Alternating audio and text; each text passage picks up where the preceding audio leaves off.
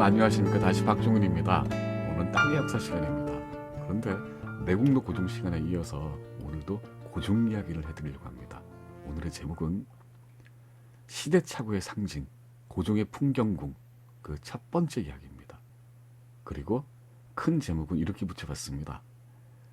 외국은 수도가 두 군데다 평양에 궁궐을 지으라 라는 추상 같은 고종의 말씀입니다. 1971년에 12월 10날 바로 몇십 년 안 됐죠.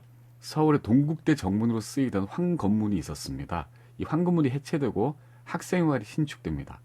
해체된 황건문 부재는 충청남도 부여에 있는 고찰 무량사가 사들입니다. 무량사는 세조 계유정난 이후 세상을 떠돌던 김시습이 죽은 절입니다. 김시습 부도가 그 무량사에 서 있죠. 무량사가 이렇게 생겼습니다. 멋있죠? 자, 극락전 보물로 지정되어 있습니다. 자, 그런데 무량사는 아까 말씀드렸던 것처럼 김시습이 세상을 떠돌다가 만일에 죽은 절입니다. 그 부도도 볼만합니다. 한번 가보십시오. 세월이 지나서 무량사의 보살님들 그리고 스님들이 모두 바뀌었습니다. 그래서 그때 황건문 부재를 사들여서 어느 건물에다 썼는지 아무도 알지 못합니다. 동국대에는 황건문의 주춧돌이 어딘가 남아있다고 합니다. 그런데 쉽게 찾는 사람이 없습니다. 황건문은 대한제국 황제 광무제 고종이 평양에 만들었던 풍경궁이라는 궁궐의 정문입니다. 평양에 있던 그 문이 서울로 왔다가 고찰 속으로 사라져버린 그 이야기, 긴 이야기 중에 오늘 첫 번째 이야기입니다. 1906년 1월 10날 대한매일신보에 이런 기사가 실립니다. 대한제국의 육군 참령이자 소령이자 평안남도 의주 군수인 신우균이라는 사람이 군부대를 동원해서 민간인 가족을 총으로 쏴주겠다는 겁니다. 기사가 대충 이랬습니다. 의주 군수 신우균 씨가 의주군 광성면에 사는 김택간을 풍원으로 삼아 향록전을 거두게 하니 백성이 모두 풍경궁 공사가 끝났는데 향전은 어디 쓸 것인가 하며 색을 내려 하지 않는다 하여 징세가 불가능한지라. 군수가 풍원을 잡아들여서 장 30대를 친 뒤 조만간 돈을 거두라고 한즉 김풍간이 풍원에서 사퇴해버렸는지라. 군수가 대로하여 순사를 보내 김택간을 체포하라 했으나 순사가 백성에게 저항하지 못해 빈손으로 돌아 다른 데로 날라버렸다 하더라. 군수가 분노하여 군부대 박동수 참의, 소위와 상의에 병정 10명을 보내니 병정이 밤에 택간의 집에 들어가 총으로 택간의 머리를 쏘고 아이 2명과 육촌 1명을 사살했다더라. 이게 1906년 1월 10일 대한매일신보에 실린 기사입니다. 왜 군수 신우균은 불필요한 공사비를 거두라고 했고 김택간은 이를 목숨을 걸고 거부했을까요? 그 얘기입니다. 광무제 고종이 대한제국을 선포하고 5년이 지났습니다. 1902년 여름입니다. 황태자 이척이 이렇게 상소를 합니다. 세상에 다시 없을 세 가지 경사가 겹쳤나이다. 폐하가 51살이 되시고 등극하신 지 40년이 됐고 망육순, 그러니까 51살을 맞아서 기로소, 국가원로 예우기간입니다. 이 기로소에 드시니 이 세 경사야말로 천년의 제일 큰 경사요 천년의 행운입니다. 라고 상소를 합니다. 고종이 왕이 된 때는 12살이었습니다. 51살이 됐고 등극한 지 40년이 됐고 그래서 기로소에 들었습니다. 한 가지 일에 세 가지 의미를 붙여서 천년간 최대 경사라면서 황태자는 여러 경추 이벤트를 내놨습니다. 이미 그 이전에도 며칠에 걸쳐서 여러 번 같은 내용으로 상소가 올라왔습니다. 이날에 황제는 그 청에 떠밀려서 조노를 받고 국내외 귀빈을 불러서 파티를 벌립니다. 그런데 더 큰 이벤트는 이미 진행 중이었습니다. 이보다 석 달 전인 5월 1일 특징관 김규홍이 이렇게 상소문을 올립니다. 당당한 황제의 나라로서 어찌 수도를 두 군데 두지 않을 수 있겠습니까? 폐하께서 깊이 생각하고 재결을 바랍니다.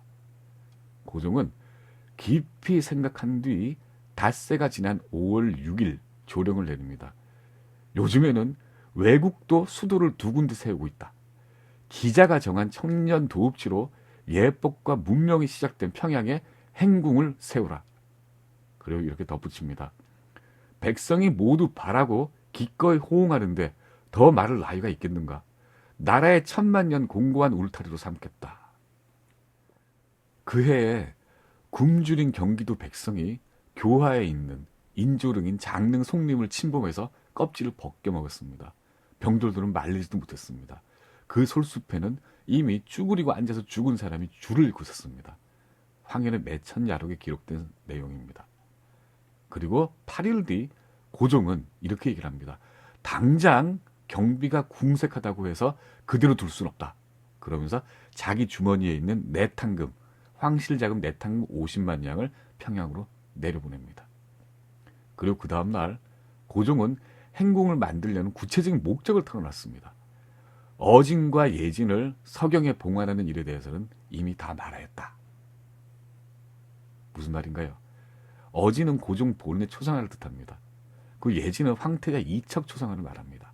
그러니까 평양 행궁은 임금의 본인이 행차하기 위한 궁궐이기에 앞서서 자기네 부자 초상화를 모시는 궁궐이란 것입니다. 그만큼 중요한 궁궐이라는 뜻이죠. 그래서 6월 7일 황명에 따라서 그 황제와 그 황태자 초상화가 임시로 평양 관사 객사에 봉안이 됩니다. 그 6월 23일에 궁궐의 이름이 정해집니다. 궁궐 이름 풍경궁이고 그 정문 이름이 황건문으로 결정이 됩니다. 몇 달이 흐릅니다. 평양 행궁 공사가 한창이던 10월 달에 10월 9일입니다. 대한제국의 법궁인 경운궁, 그러니까 덕수궁이죠. 덕수궁의 정전인 중화전이 완공됐습니다. 그때 고종이 이렇게 선언을 합니다. 이렇게 해야만 임금의 지위가 더없이 엄하여 존귀함과 비천함의 구별을 보일 수 있느니라. 기자가 문명을 가져온 평양에 행궁을 짓는 일입니다. 근데 이건 어찌 보면 당연한 일입니다. 대한제국 황제에게는. 왜냐하면 대한제국을 선포할 때 대한제국의 법통을 고종은 이렇게 설명을 했습니다. 료와 순 임금의 예약과 법들을 이어받은 대한제국이라고요. 자주 듣는 거고 좀 이상하죠? 외교적으로도 또 의미가 있었습니다. 그때 당시에 대한제국 정부는 인하책을 쓰고 있었습니다. 러시아 아관 파출할 때 아합니다. 친러 정책을 펴고 있었거든요. 1896년에 아관 파천 이후에 고종은 친러로 외교 노선을 바꿉니다. 대한제국 초기에 군사고문, 경제고문, 총세무사 모두 러시아 사람이었습니다. 1898년에 독립협회가 여기에 시비를 겁니다. 만민공동회에서 러시아 축출을 들고 나왔습니다. 그때 고종이 주춤하긴 했지만 대한제국은 이후로도 친러 정책을 포기하지 않았습니다. 심지어 1900년 3월 30일 대한제국은 마산, 경남 마산을 러시아 군함 기항지로 조치를 해주기도 했습니다. 러시아가 극동정책을 펼친 이유는 부동항을 찾기 위해서입니다. 블라디보스톡을 러시아 제국 땅으로 만들었지만 더 남쪽에 있는 부동항을 찾고 있었죠. 그 얼어붙지 않는 부동항을 찾던 러시아가 대한제국으로 진출한 겁니다. 중앙아시아에서 러시아와 대립하던 영국, 그리고 만주를 놓고 갈등하던 일본에게도 이건 치명적인 사건이었습니다.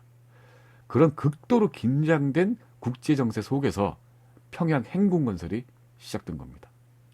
평양에는 러시아식으로 편제된 지방군이 있었습니다. 진위대라고 합니다.